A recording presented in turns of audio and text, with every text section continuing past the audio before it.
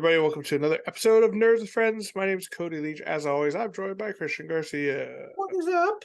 What's up? So today's episode, we will be talking a little bit about Blue Beetle, the newest, and I guess technically first entry into James Gunn's DCU, or whatever they're calling it nowadays. We just saw it today, so it's fresh in our brains. We're excited to talk about it. So stay tuned for that after our little ad break. Make sure you guys check out the patreon.com/nerds with friends. Help support the show today. Also like and subscribe, do all that good stuff. We do appreciate it. And let us know how you're liking this new shorter episode. I feel like it helps us get to the point quicker. Helps us not go down the rabbit hole like we sometimes do, right?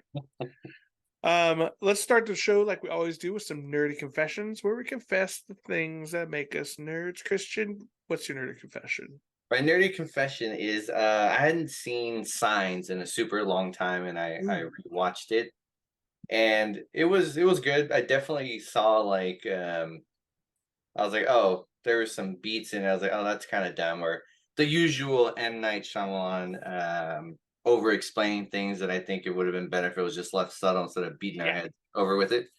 But as I was watching it, I was like, man, I miss watching Mel Gibson movies, man. Like, he's good. He was great. He was great in it. And to play the not crazy guy was kind of refreshing, He wasn't the crazy cop, or he wasn't the fucking crazy Mad Max guy. He was just kind of like this normal, chill dad. And it was the speech he gave when he was talking about his wife passing away, and telling it to Joaquin Phoenix. Like, yeah, that was a great fucking speech. But I was just wondering, man, when are we gonna forgive him?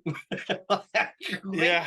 How long did RDJ have to wait before?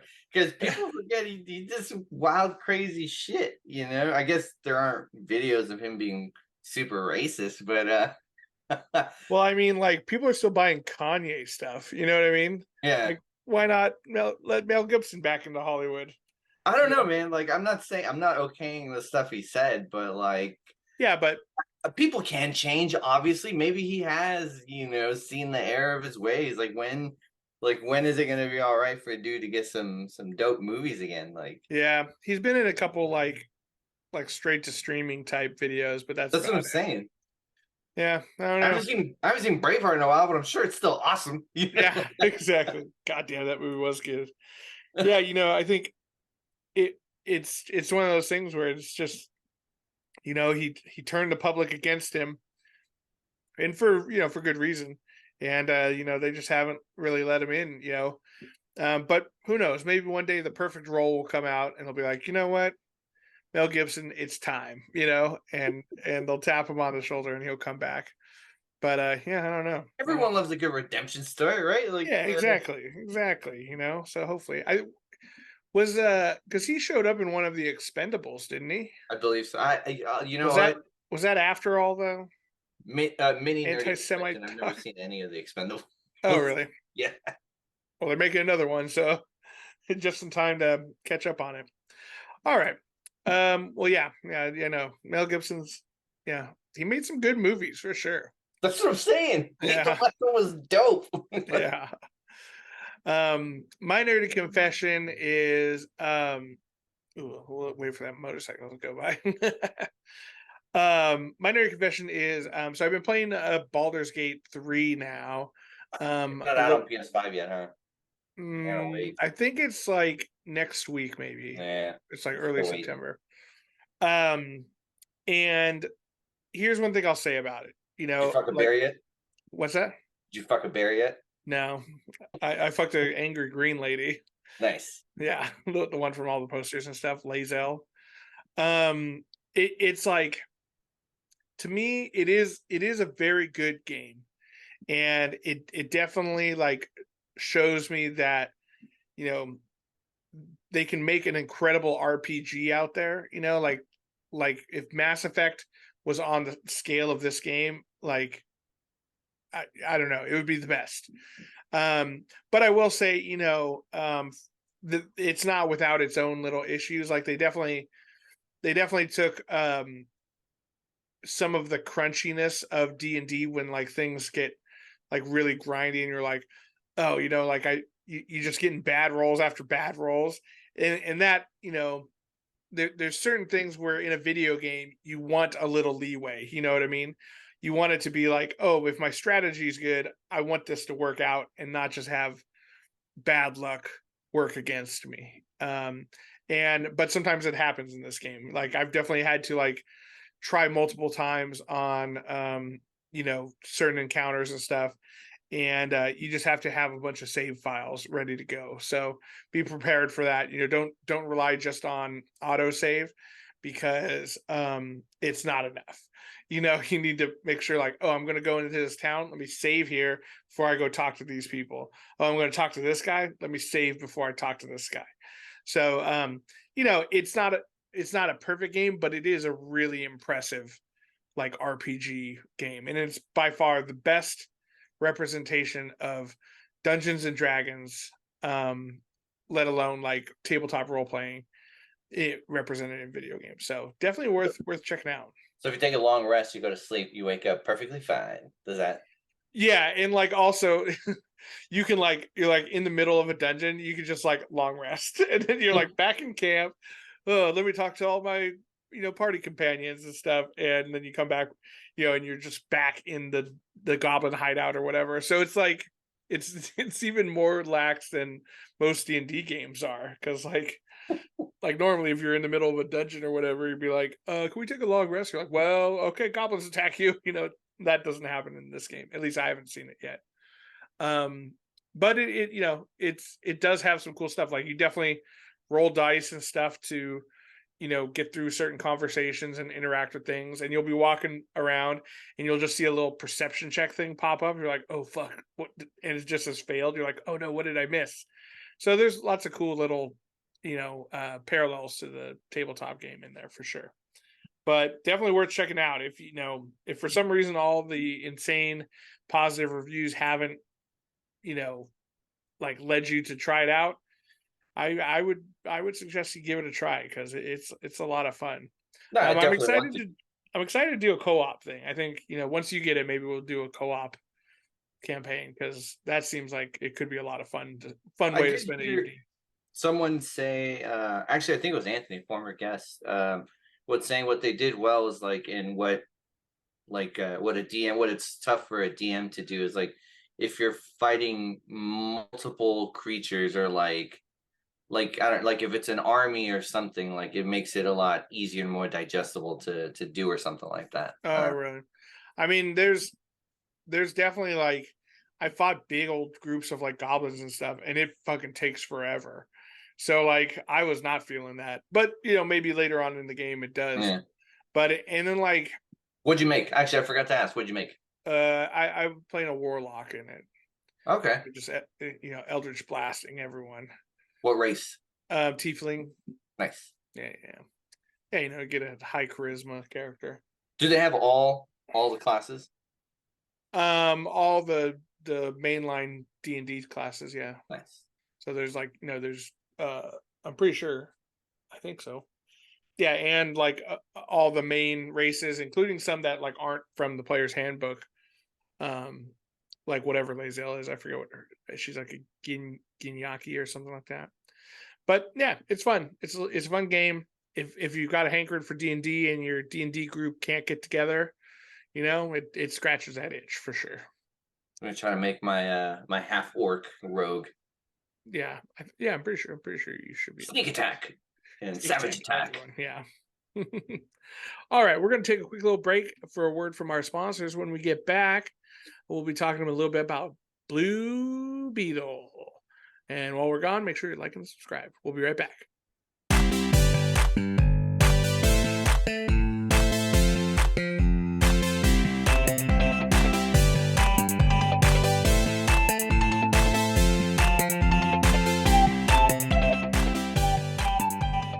And we're back. So we just saw DC's newest entry, Blue Beetle, and it's it's been a rough time for DC. I know we bring this up every time a new movie comes out, but like, I enjoyed The Flash for what it was.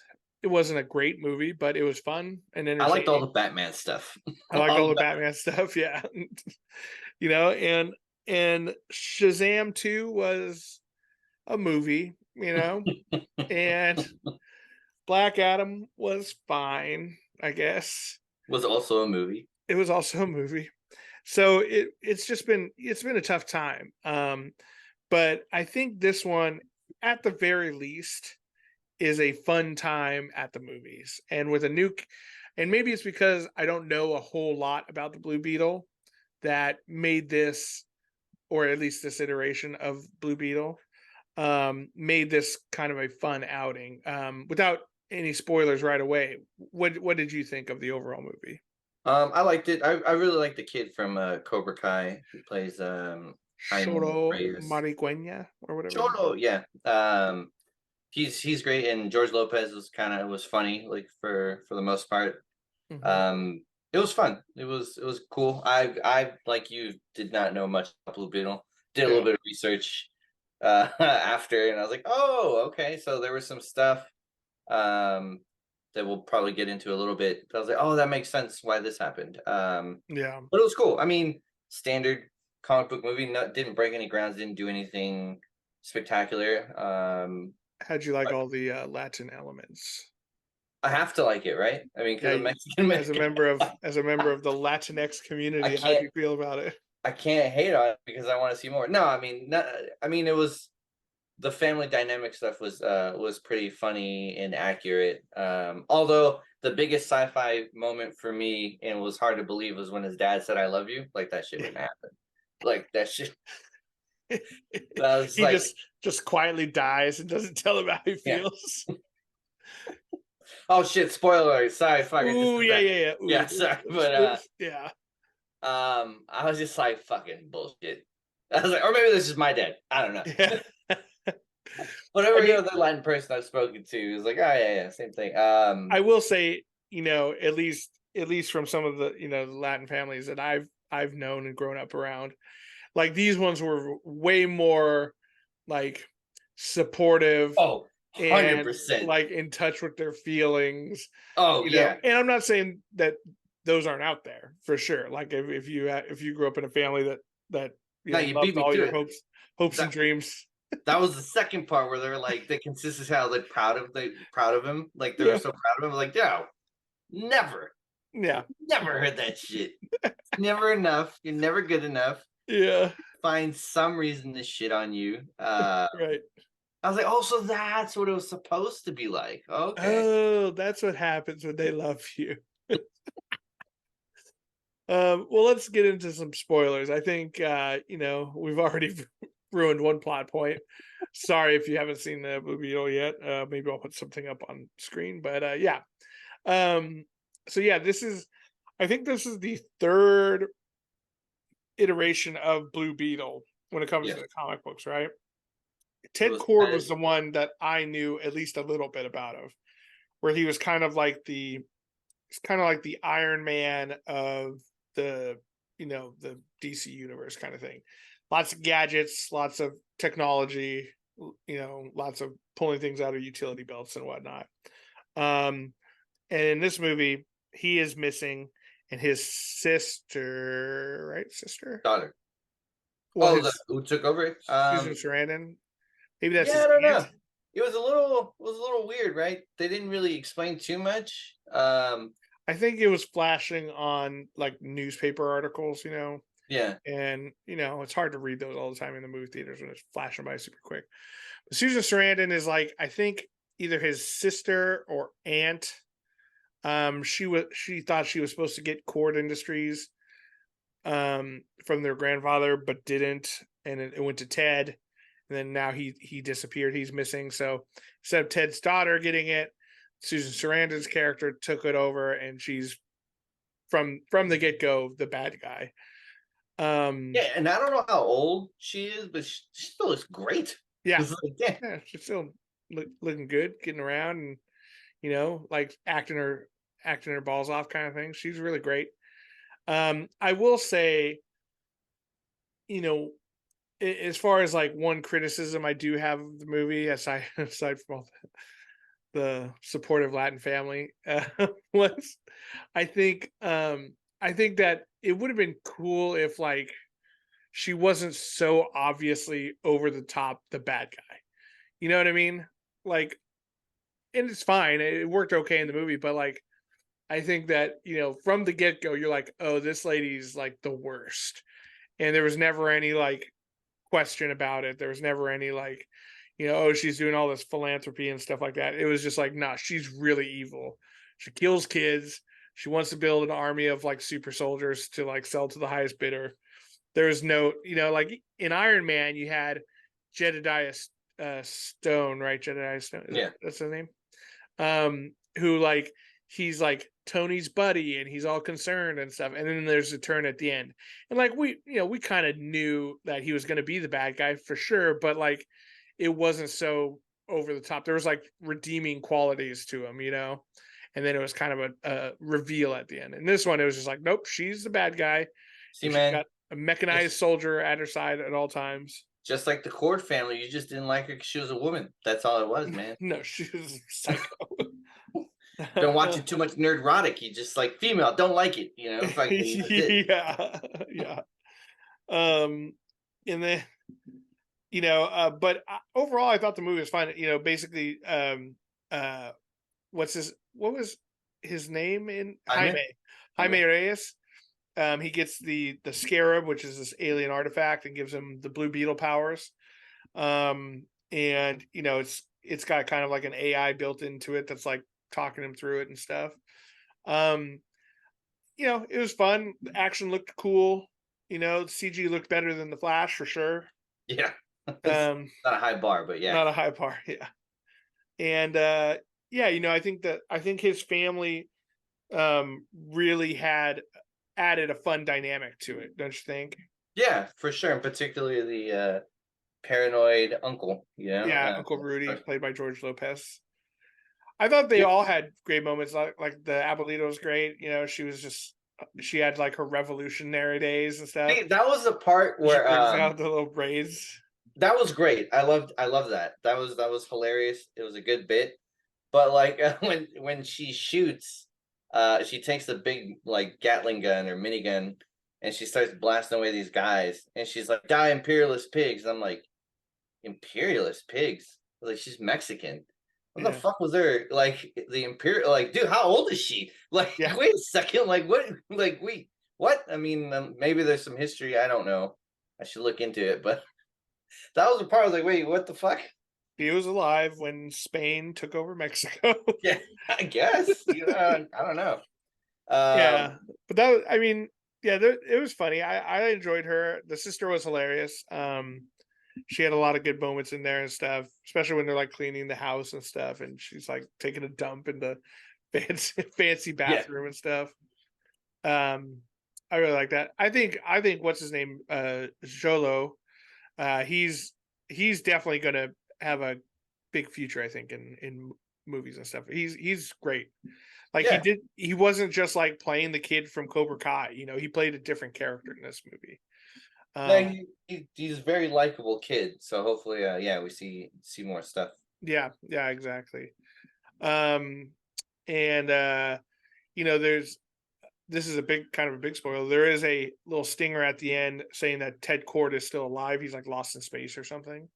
So that's exciting to see if maybe he'll show up and be like the like a mentor figure or something, or we'll learn a little bit more about the scarab and where it came from, what its purpose was. The Hank Pym, of yeah, DC. Absolutely. But so that was one thing that I looked into because I had no idea about the history. But you remember in the beginning, you see the scarab flying through space and it dings and bats itself against things. So it's a suit made by the Reach, which is like this warring alien race, and it's supposed to show up and it's supposed to take a host, and then it's supposed to learn everything about the race there, and then it takes over the planet for when the Reach gets there. It's just like, cool, thanks, it's easy for us to take. But the dinging around messed it up, and it actually bonds with the with the host, as opposed to learning everything it can, and the host just kind of forces everything upon. So I was like, Right. oh, that's kind of cool, and I thought that was kind of cool that they didn't touch on it because it gives something for the next movie or something else can happen. Right. So Yeah, yeah, yeah. And I think that's something that can happen in these movies a lot, where they just give away too much of the history of whatever the object is, the big MacGuffin, and then there's no mystery left over. Like I like that this one ended and you're like, ooh, we don't know, you know, exactly how this came about, what the extent of the powers are or anything like that. It wasn't a big history download from the little AI or anything. So that there's enough in there for at least another movie to learn more about the Blue Beetle power. So I think that's pretty cool. I do wish we found a little bit more about its history on Earth and like the first Blue Beetle, which they mentioned briefly. But I'm okay. I'm okay with them glossing over some of that stuff and just focusing on Jaime's story and kind of his introduction. So yeah, we don't need to know absolutely everything about it, which is nice. It's refreshing that they didn't like do an overload of origin story of the scarab itself. yeah. Yeah, I just was thinking right now, like another part that was hard to believe, like how tall that Guatemalan guy was. And like Guatemalans are tiny people. Yeah, yeah. Like, that's a big guy. You got robot legs. That's why, and you beat me to it. I was like, oh, he was part robot. She made him taller. Yeah, she made it taller.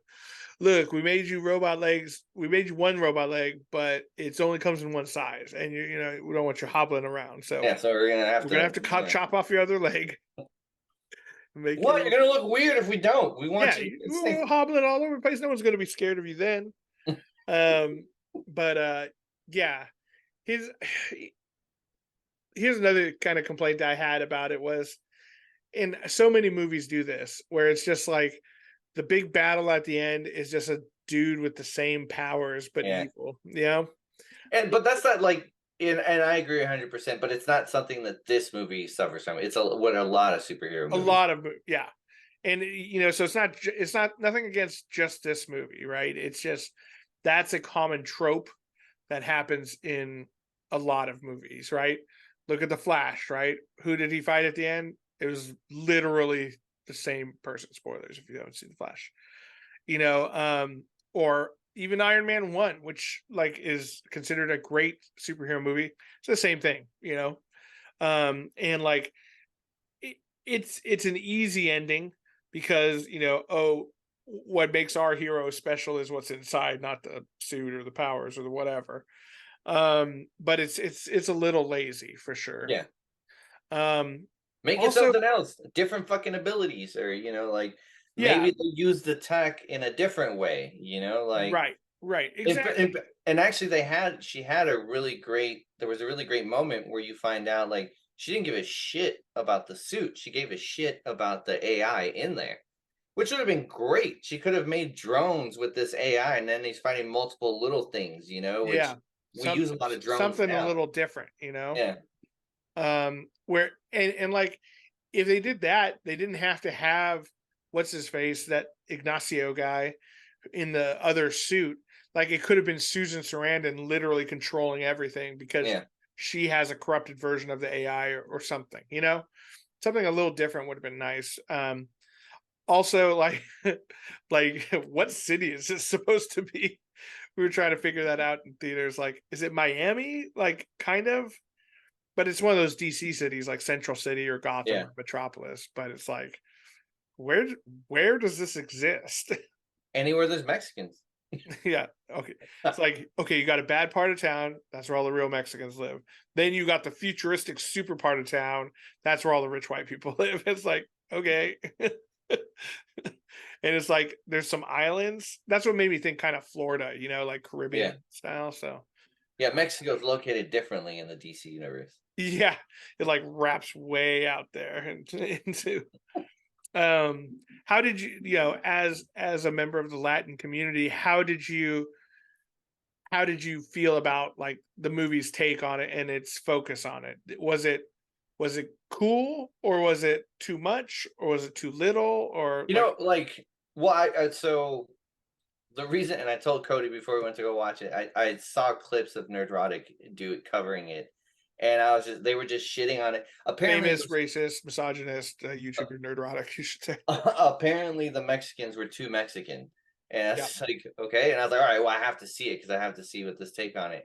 And they're like, why do they have to bring up the fact they're Mexican? Why they got to eat tacos? I'm like, we eat that shit, bro. I mean tacos are Like great. everyone eats fucking tacos. Shit's fucking delicious. Yeah, And like just like, or why they mentioned that that's where they make salsa. And I was watching, I was like, that's not what they said. What they had said was that's where we learned how to dance salsa. I was like, dude, you can't even be racist, right? Like, yeah. how can you mix that shit up? I will say this, that if you're someone who doesn't have a lot of experience with, Mexican or Latin families, or people for that matter, I think that some of that stuff might go over your head, like the Vicks Vapor Rub and the slice of lemon That for shit everything. was so accurate and fucking hilarious. Yeah, I thought it was hilarious, but I They think, should have, what they should have also done was put it on his feet. I don't yeah, know on the bottoms of the why. feet, yeah. I don't know why. I don't know why when you're sick, you get Vicks Yeah. Vapor Rub on your feet. I don't Yeah. fucking know, but I know that's what happened to me growing up. Or like when the sister was feeling nauseous and abuelita, I was like, here's some lemon or a lime. I was like, Yeah. dude, fucking Yeah, I thought accurate. that was great. I think if you have no experience with like anyone from like a Mexican family though, like that'll all of that will go over your head, and I could see someone like him getting upset by that. You know what I mean? Like, I don't get it. What's the deal? What's the deal with the Toyota Tacoma? Like, why is there so much chrome shit on it? I'm like, hey man, that's what he likes, But you thought it was a good amount of representation and like Yeah, I mean, it accuracy. was the only time I thought was a little like made a little face was like when he's first eating a taco and then like it's like very zoomed in on the taco. I was like, is this a brand taco? I don't understand. Yeah, That's the only time where I was like, oh, ugh. But yeah, no, it felt fine. I mean, it was yeah, like sure the right amount, yeah. I think it made sense to me for how big a theme of the movie was with family, and how tight knit they are and stuff. And you have the Cord family, who's not tight knit at all, who they all hate each other apparently, and then you have his family, who's very loving and supportive. I think it really called for like focusing that much on their culture, and maybe that's why you know they were such a tight knit family, because they had gone through so much struggle together and whatnot. When you're a rich, tech family, you know, you're just fighting over the money amongst yourselves and stuff. So I Yeah, when like you got no money, you got nothing to fight over. yeah, exactly. Exactly. You all live in the same house. Like, what are you gonna do? But yeah, I liked it. I thought it was a decent movie. It wasn't anything revolutionary. It wasn't anything mind blowing, but it was a good time, in the movie theaters, and I'm excited to see that character show up later, in something else. You know what I mean? I think that's a good entryway into the new DC Yeah, universe. I actually really hope too that the suit starts to turn on him. Like I hope they do a little bit of that route, and then he has Yeah, to get it back. You know. and that would be a cool you know plot for Blue Beetle too, right? Ted Cord comes back, and he's trying to reach out to warn them about the Scarab, because he's found out about it while he's out in space or whatever. And then current Blue Beetle, Jaime, needs to, the suit starts turning on him, and he needs to use OG Blue Beetle's gadgets and stuff to outthink the suit, Yeah. and bring it back to his side.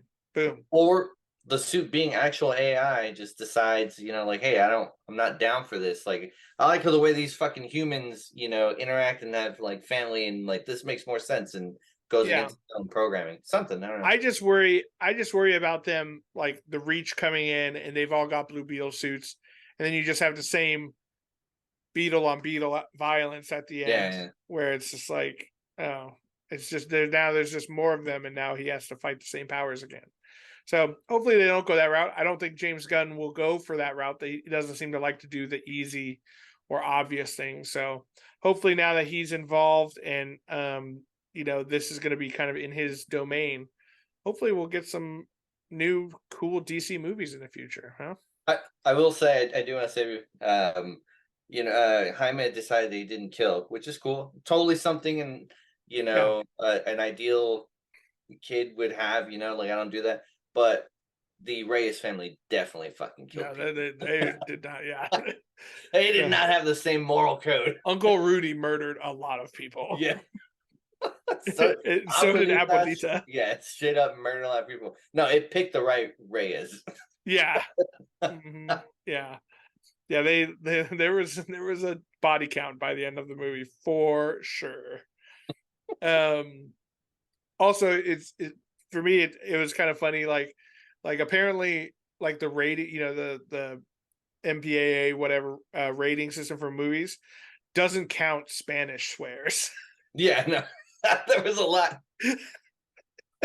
but it was dope. It was accurate. That's what. Yeah, it's funny, But it definitely said some wild like, shit. well, they can only have one fuck, but they got as many like pinches and culos and everything else they want in there because they don't know, you know.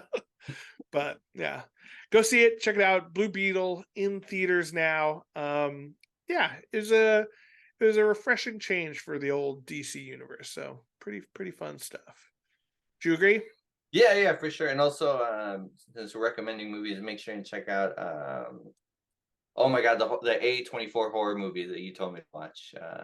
Oh, Oh my god, was it Talk to Me? No, was it? yeah. Yeah. Talk to me. Yeah, it Talk was to pretty me. good. It's pretty good. Was real good. A couple of YouTubers made that. And then that's Oh, really? mm-hmm, mm-hmm. Holy shit! I did Yeah. not know that. Shout I out to forget the name of their little YouTube channel, but they started off making Naruto CGI battles and stuff, where it was like two dudes in like cheap Naruto outfits. Wait. The YouTuber that we saw with Nelson last year at Comic-Con? I don't think so. These guys are Australian because that movie is Oh, okay. very No. Australian. Okay, yeah, the dude we saw was Um, American. but no, yeah, they started off doing backyard wrestling movies, and then graduated into like learning visual effects and stuff, doing these over the top battles in the woods and stuff. But with Oh, the guys that were doing like the Street Fighter videos, like they did one where they were like murdering each other, or not, maybe not murdering, but they were fucking each other up. Yeah, I think they've done a Street Fighter version. I think they've done Dragon Ball and Naruto and Street Fighter. I think maybe Mortal Kombat. Shit. Dude, shout out to A24 taking fucking risks, dude. Dude, that movie was great. Like, and I know we're getting a little off topic here at the end, but that's what the people want. Whatever, it's our fucking show. We do what we want. We do what we want. You look at that movie compared to the last voyage of the Demeter, which is the vampire Dracula on. I want to watch that. Is that A24? It's not A24, but it's like a huge budget, like horror movie because they have a fucking boat and shit in it, and that movie is a pile of shit. Oh, you saw it? Yeah. Man, I wanted to watch it. Like, I like settings like that where people are stuck in a place where you can't really escape. And I haven't seen a good vampire movie in a while. You still won't, even if you see it. So it was fine. Maybe I'm being a little too hard on it, but it's like Talk to Me was such a good, interesting idea, and so well executed. It's rough, right? Like, they did a good job, like, of they did not explain the end, which I was perfectly okay. And usually that kind of stuff like bugs me. Sure, I want to know more about it, but I'm okay that they didn't. You know what I mean? Yeah.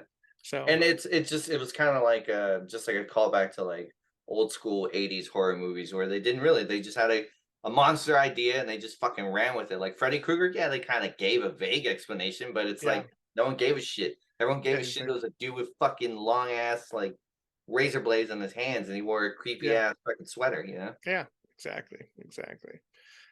Yeah, well, check that out too. Do a double feature: Blue Beetle and Talk to Me. Both excellent movies. All righty. Well, thank you guys for listening. Hope you guys enjoyed the show, and make sure you like and subscribe. Let us know down in the comments if you liked Blue Beetle and if you're excited for more DC movies. It's Yeah, or exciting. why you hate Mexicans, one or the And other. yeah, or let us know why you hate Mexicans. Get us canceled. But yeah, thank you guys for listening and watching, doing all the following and whatnot. Checking out the patreon.com/nerds with friends, all that good stuff. Christian, thanks for being the Mexican in my life that let me understand a lot of these jokes. No, man, you grew up around a lot of us in San Jose, so you already Yeah. knew a lot of the shit. That was funny because like the stuff I was laughing at, I could hear Cody laugh. I was like, oh, he knows. Yeah. Yeah. Like, oh, he definitely knew that word. Oh, he knew about the Vicks, like Vapor. Yeah, totally. Yep, totally did it. Honorary Mexican. That's me. To all the nerds out there, remember, you're not alone. You're with friends. This is Nerds with Friends. Thank you, and buenas noches.